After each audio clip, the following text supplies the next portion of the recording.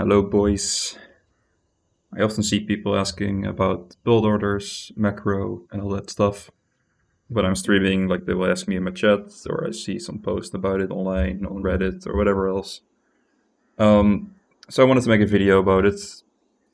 Kind of just because I usually tell people like, yeah, I kind of just wing it. I don't have like this full-on build order plans. And I think for people this usually is a bit surprising. And not everyone is like me. Like some people they kind of wing it, and some people they need to have like very precise knowledge about when to put what build to where. So I think this is the easiest for literally any civ in the game is to send everything to food. I guess except for HRE, but you send everything to food, and then you set the first two to gold. Preferably, you want this like you don't want two vills building because it's slower. But then you have to make sure that the 10 gold doesn't go all the way back to your TC. But this is not that important. So you send everything to food, to gold, and then you send the rest to sheep. Yeah, and I make sure that the sheeps don't run out, so I spread the vills. But this is just like the easiest way to do H1. So I generally do this, and then at some point I'm ready to boot. And I don't know if I do it at 8 or 9 or 10. Just at some point I think, okay, it's time to ready to boot. Alright, so now in this matchup I'm playing against Delhi. And against Delhi I figured I want to be aggressive. So when I want to be aggressive I use my gold vills to build the landmark. And if I want to get eco upgrades, I'll leave these on gold and I'll use food vills. And I'm transitioning vills from food to wood. Alright. So basically, I usually want to have 5 vills on food, because that will allow me to keep vill production. And then the rest I can ready to wood, or in this case, I'm going to get on the hunt. So against Delhi, I know that I want to train, probably want to make pikes, because they will usually open horsemen. So I'm making sure to chop enough wood for barracks. And then once I get the barracks, the pikes are more food expensive, so I will need more vills on food than normal. So I kind of ready my vills based on what I'm gonna make. So I will have more on food this time than normal, so that I can train both units. I noticed the stable, so I train pikes as well. Yeah. So we're not gonna look too much at the game. There's some fighting going on. But we're mainly just gonna be looking at the macro. So always try to build the houses on time. This is a bit dangerous, but it's barely on time. This is more safe to have it on time. And then I just have the resources needed to keep production. So I kind of just switch between rallying to food and to wood. If I need more pikes, I will send more vills to food, because pikes are food heavy. Yeah, we have some random fighting going on in the meantime. And, you know, especially if you're not that good, it's hard to keep your eco properly going while fighting. Now I start rallying to gold, because I know that I start needing tags. I can't break his structure, so I will need rams at some point. My bows, I have a lot of low HP bows, so I decided to get the campfire this game as well. So I relate some vills to gold. And I got myself a blacksmith. So I can, yeah, I'll get the attack first. But macro-wise, now I'm having vills on gold, so I can get the tags, and I can eventually think about aging up. Meanwhile, we're still fighting back and forth. It's mainly going his way, but this video is not focused about how the game's going. Alright, so now we're stacking up some wood, because we don't want to go over to this hunt, we don't want to get raided. I'd rather just transition to farms. So it's fine to float some wood to get your farms going. He took the sacred site, so I definitely want to continue to play H2, because I don't want to allow Delhi to have a sacred site. So I will continue production. And I'm macroed on food and wood completely. Well, I got all the upgrades. So my bows will have the extra attack and armor.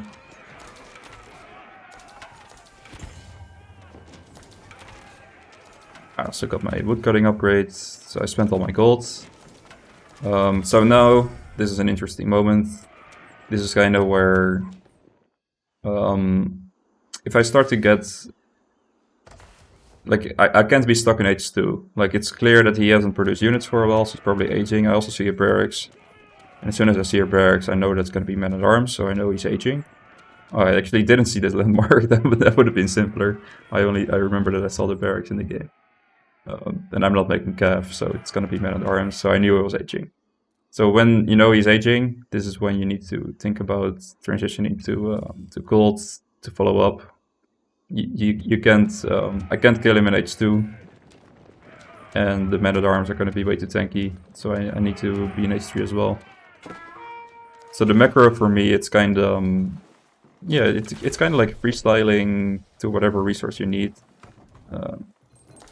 So I'm putting more vills off of wood, because I'm not going to produce units for a while. I just want to focus on getting, it's a bit, this should probably be here, but okay. So I want more food and gold to be able to follow him up. And I want to fight right now because, yeah, he just hit H3, so he hasn't gotten anything from it yet. Which should mean that I have a better army than him, generally speaking. But whatever. Some idle units because I'm bad. So either way, I think, yeah, we'll follow him up while we have fighting going on here. I hope this makes sense the way I macro. Like, it's kind of freestyle, kind of not. So now so this is also an important moment. As always, what vills do you use to make the landmark? In this case, I should definitely pull these vills from food to make a TC. Or if I want to go for the castle thing, I can pull a lot of vills here and make it here. But in this case, I made them for my wood vills, which was a big mistake because I need wood for more infrastructure. I'm gonna be gathering a lot of food and gold, and I need stables or more barracks. Like I want to get men-at-arms probably. Like I just lack production buildings now, so putting vills off of wood is a big mistake here. And yeah, everyone makes macro mistakes, but this was the big one for me in this game. Up until this point, it was pretty clean, I think.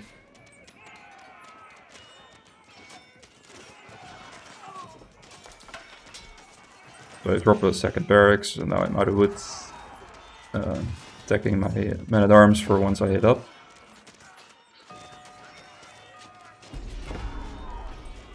You can see that the food and gold is starting to build up because I don't have the production buildings for the to spend it.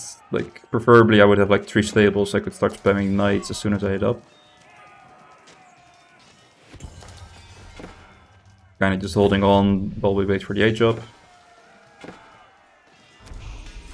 And now we start spamming men-at-arms, but you can see that I lack the production buildings.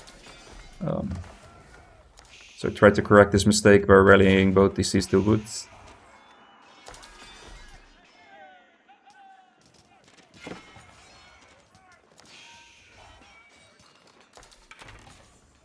Alright, and now we can think about dropping stables, and you can see that the eco is getting fixed.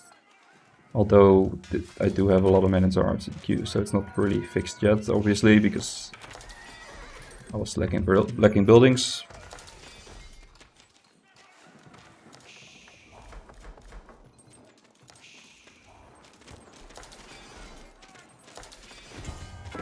So I'm constantly trying to take the sacred side back if you're curious about how the game is going. Mangonel should always mean that you're gonna try to go Springholds.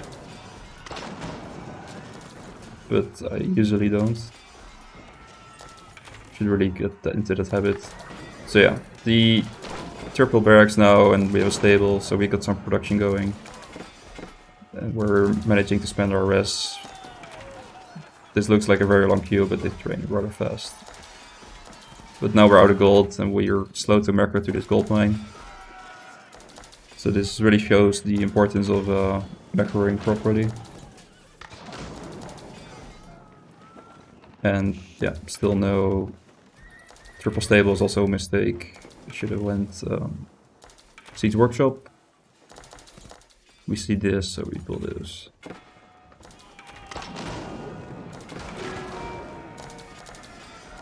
Alright, so at this point I can't really hold this anymore. So I basically resign by pulling my shit and losing a ton of vills, which is GG.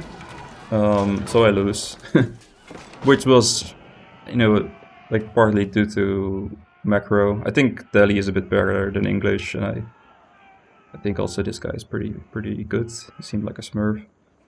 But either way, this video is not about that. This video is about the macro and basically how to get good at macro and how to think of build orders and whatever. I think it just comes from experience and just thinking ahead about what resource are you gonna need. So yeah, hopefully this video helps you guys, and let me know what you think. If you need any help, if I should make more videos about this, or if you have another subject in mind that you would like to see a video about, just let me know and I'll see what I can do. Alright, see you boys.